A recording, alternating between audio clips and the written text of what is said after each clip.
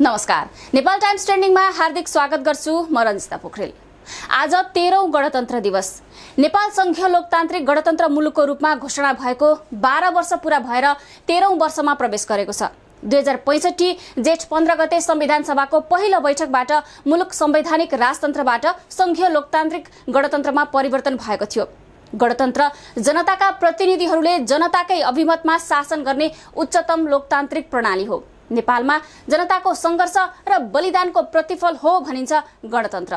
तर गणतन्त्रको अभ्यास गरिरहेको 12 वर्ष बितिसक्दा पनि नेपालमा यसको आवश्यकता, उपलब्धि, औचित्यमाथि नै फरक विचार र धारणाहरू आइरहेका छन्।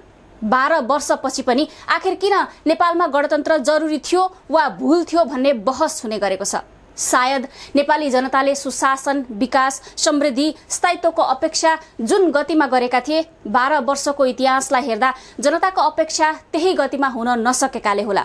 सायद राजनीतिक उतार चढाव र नागरिकको दिनचर्या बीच तालमेल नहुँदा तल्लो तहमा निराशा बढ्दै गएकाले होला। सायद आर्थिक, सामाजिक, सांस्कृतिक पुनः संरचनाका विषयमा दलहरूको प्राथमिकता र प्रतिबद्धता शून्य प्राय भएकाले होला।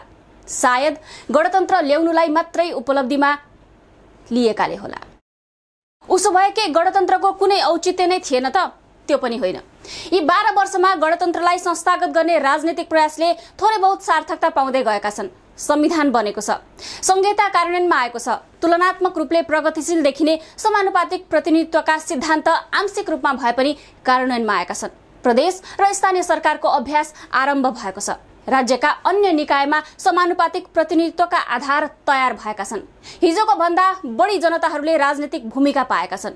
शासन र राजनीतिक प्रणालीमा परिवर्तन आएका छन्। यसको बावजुद पिँधमा रहेका जनताको जीवनस्तरमा कुनै सुधार आएको छैन। जनतालाई गरी खान अझै सकस छ। नागरिकसँग सिधै जोडिएका सवाल सम्बोधनमा दलहरूको उदासीनता कायमै छ। परिवर्तनले हामीलाई रैतीबाट बदलेर नागरिक त बनायो, तर गणतन्त्रको मर्म बमोजिम परिवर्तन देशमा भएन। नागरिकलाई समानताको नजरले हेरिएन। महिला, दलित, पिछडिएको समूहमाथि हिंसामा कुनै कमी आएन। गणतन्त्र केही व्यक्तिका लागि आए जस्तो मात्रै भयो। गणतन्त्रले सामाजिक रूपान्तरण गर्न सक्नु पर्थ्यो, तर रूपान्तरणको प्रक्रिया नै सुरु भएन। भएको भए सायद रुकुम घटना हुने थिएन। लोकतान्त्रिक गणतन्त्र भनेको शासन पद्धति मात्रै होइन, जीवन पद्धति पनि हो। तर नेपालका राष्ट्रपति, प्रधानमन्त्री, राजनीतिक दल, मन्त्री र जनप्रतिनिधिहरूले लोकतान्त्रिक गणतन्त्रलाई केवल शासन पद्धतिका रूपमा अनुसरण गरेका छन्। गणतन्त्र स्थापना भए पनि राजतन्त्रात्मक शाही संस्कार कायमै देखिन्छ, जसले गर्दा गणतन्त्रको गरिमा र प्रतिष्ठामा आँच आएको छ, खण्डित भएको छ। नेपाली नागरिकले सामन्ती र अधिनायकवादी राजसंस्था अन्त्य गरी अर्को त्यस्तै संस्थाको परिकल्पना गरेका थिएनन्। गणतान्त्रिक शासन, संस्कार र शैलीको अपेक्षा गरेका थिए। तर एउटा राजाबाट कैयौं राजाहरू, एउटा दरबारबाट कैयौं दरबारहरू थपिए। यसरी थपिएका राजा वा दरबारहरूले जनताको चासोलाई सम्मान गरेर तदनुसारका कार्य गरेका भए 33 कोटी देवतालाई पूजा गरेका नेपालीले बडे छोटे सबै राजाहरूलाई सम्मान गर्ने नै थिए। तर जनताको सपनालाई भत्काएर निजी महल ठडाएका राजाहरूले गणतन्त्रलाई कमाउ तन्त्र बनाए। शासन शैली र संस्कारमा पुरानै ढर्रा कायम राखे। आफूलाई जनताले भोट हालेर चुनेर पठाएको बिर्सिए अनि कोही सलामी खोज्ने, कसैलाई हजुर भन्नुपर्ने, प्रशंसा मात्र गर्नुपर्ने, लकडाउन जनतालाई मात्रै, शासकलाई छुँदै नछुने, पीसीआर शासकको गोजीमा राखेर हिँड्ने, जनताले 16,000 तिर्नुपर्ने, बलात्कारीहरूले वाह वाही पाउने, गीत गायकहरूले जेल जानुपर्ने, आलोचना गर्नेहरूको उछित्तो काटिने। यो कस्तो गणतन्त्र हो? शासकहरू नै कानुन मिच्ने, भ्रष्टाचारमा ऐक्यबद्धता जनाउने, राष्ट्रिय सवालमा पनि राजनीति र जस लिने मात्र होड के यस्तै व्यवस्थाका लागि ल्याएको हो हामीले गणतन्त्र? संविधानमा घोषणा गरिए पनि गणतान्त्रिक, संघीय र धर्मनिरपेक्ष संस्कार र शैली आखिर 12 वर्ष बितिसक्दा पनि किन विकसित हुन सकेको छैन? राष्ट्रपतिमा गणतान्त्रिक र सरकारमा लोकतान्त्रिक, उत्तरदायी र पारदर्शी संस्कार नै विकसित हुन सकेको छैन। आर्थिक विकास, सामाजिक रूपान्तरण, सुशासन र विकासका दृष्टिले हेर्दा गणतान्त्रिक कालखण्ड पनि निराशजनक देखिन्छ। संविधानका अक्षर र जनताको भावना अनुरूप राज्य सञ्चालन गरी जनतालाई आर्थिक विकास र सामाजिक रूपान्तरणको अनुभूति दिलाउन पाइएन भने राजनीतिक परिवर्तन र कागजी संविधानको कुनै अर्थ हुँदैन। अहिले संविधान र राजनीतिक प्रणालीले भन्दा पनि सरकारको निरङ्कुशता उन्मुख र भ्रष्टाचारी प्रवृत्तिका कारण लोकतान्त्रिक गणतन्त्र र संविधानको भविष्यमाथि प्रश्न खडा भएको छ। 15 जेठ नेपालको राजनीतिक इतिहासमा एउटा युगान्तकारी दिन हो, जनताले जितेको दिन हो। यो 2062-63 को जनआन्दोलनको सफलता र त्यसको जगमा 15 जेठमा पहिलो संविधान सभाको पहिलो बैठकले मुलुक संघीय लोकतान्त्रिक गणतन्त्रमा प्रवेश गरेको घोषणा गरेको थियो। तर 15 जेठको यो चरणमा नेपाली राजनीति आइपुग्नुमा 2007 सालपछि पटक पटक भएका राजनीतिक सङ्घर्षहरूको देन पनि उत्तिकै छ। 7 साल, 36 साल, 46 साल, 10 वर्षे माओवादी विद्रोह अनि 62-63 को ऐतिहासिक राजनीतिक आन्दोलनहरूको एकमुष्ट उपलब्धिका रूपमा मुलुकमा गणतन्त्र आएको हो। आज कोरोनाले मात्रै होइन, आम नेपाली गणतन्त्र दिवस मनाउनुको अर्थ र औचित्य खोजिरहेका छन्। नेता गणतान्त्रिक नभई शासन गणतान्त्रिक बन्न सक्दैन भन्ने कुरा आदर्श या उपदेश नभई यति बेला उठाउनै पर्ने नारा बन्न पुगेको छ। लगातारको त्रुटि र कमजोरीले हिजोका शासन व्यवस्थालाई जस्तै गणतन्त्रलाई नै खाइदियो भने यसको जिम्मेवारी राजनीतिक नेतृत्वले लिने कि नलिने, अब यस्ता प्रश्नहरू उठ्न थालिसकेका छन्। 12 वर्षमा खोला पनि फर्किन्छ भन्छन्, तर हाम्रो देशमा गणतन्त्रले शासन व्यवस्थाको नाम परिवर्तन गर्यो, जनताको भाग्य परिवर्तन गर्न सकेन।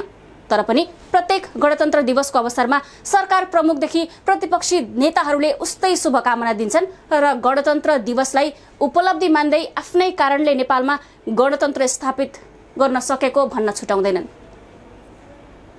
तर यतिका वर्षसम्म पनि किन गणतन्त्रले जनताको जीवनस्तर उकास्न सकेन, किन आज पनि गणतन्त्र ठिक भयो वा भएन भन्ने प्रश्न उठ्छ।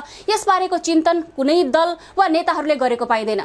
गणतन्त्र दिवसको शुभकामना दिँदै प्रधानमन्त्रीले विश्वमा नेपालको छवि बलियो बन्दै गएको दावी गर्दै विकासको बाटो स्वतन्त्र ढङ्गले चयन गर्ने राष्ट्रको सार्वभौम अभ्यासले नयाँ उचाइ लिएको बताएका छन्।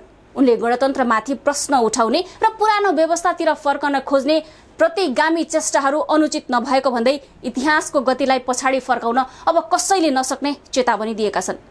यता नेकपाका अर्का अध्यक्ष पुष्पकमल दाहाल प्रचण्डले जनयुद्धको स्मरण गर्दै राजतन्त्रलाई फालेपछिको नयाँ राजनीतिक प्रणालीले व्यापक सुधार आएको बताएका छन्। त्यस्तै नेपाली जनताको अभूतपूर्व त्याग र बलिदानबाट ऐतिहासिक जनआन्दोलनको सफलता पश्चात नेपाली काङ्ग्रेसको नेतृत्वमा मुलुक संघीय लोकतान्त्रिक गणतन्त्रात्मक मुलुकका रूपमा स्थापित भएको हो भनेर काङ्ग्रेस सभापति शेरबहादुर देउवाले शुभकामना दिन्छन्। नेताहरूको वक्तव्य सुन्दा लाग्छ गणतन्त्र यिनीहरूको मात्र पेवा हो। फेरि देखिन पनि त्यस्तै देखिएको छ, किनभने गणतन्त्र नेताजीहरूलाई त मज्जाले फापेको छ। जनता योभन्दा पहिलेको तन्त्रमा पनि जनता नै थिए, आज गणतन्त्रमा पनि जनता नै छन्, शासकबाट अपहेलित र ठगिएका जनता। मलाई दास बन्न अस्वीकार्य छ, मलाई दास बन्न अस्वीकार्य भएकाले मलाई कसैको मालिक बन्न पनि अस्वीकार्य छ। यी दुई वाक्यले लोकतन्त्रबारे मेरो धारणा बताउँछन्। अब्राहम लिङ्कनका यी शब्दहरू मनन योग्य छन्। मुलुकमा गणतन्त्र आएपछि हामी कसैको रैती वा दास त रहेनौँ अब, तर के हामीले मालिक बन्न पनि अस्वीकार गरेका छौँ त? यदि छैन भने जहाँ मालिक हुन्छ त्यहाँ दास कसरी हुँदैन? आशा गरौँ आगामी गणतन्त्र दिवससम्ममा न हामीले दास न त मालिक बन्न परोस्। सबैको समानता र सबैको सम्मानका साथ 14औं गणतन्त्र दिवस मनाउन पाइयोस्। यही कामनाका साथ कार्यक्रमबाट बिदा माग्छु। तपाईका प्रतिक्रिया भए कमेन्ट गर्नुहोला। नेपाल टाइम्सको युट्युब च्यानल सब्स्क्राइब गर्नुहोस्, फेसबुक पेज लाइक गर्नुहोस्। ताजा खबरहरूका लागि नेपाल टाइम्सको अनलाइन पोर्टल www.nepaltimes.in मा गएर पनि हेर्न सक्नुहुन्छ।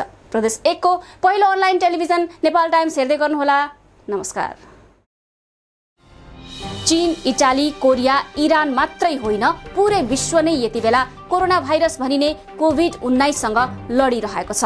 तर थोरै सरसफाई र जागरुकता अपनाउँदा यसबाट हामीले डराउनु पर्दैन। यसका लागि आफ्नो हात साबुन पानीले पटक पटक धुनुहोस्। अनुहारमा पटक पटक हातले नछुनुहोस्। भिडभाडमा नजानुहोस्। खोक्दा वा हाछ्यु गर्दा रुमाल वा कुइनाले छोप्नुहोस्। यिनै साना साना सावधानीले हामीलाई कोरोना भाइरसबाट सुरक्षित रहन मद्दत गर्दछ।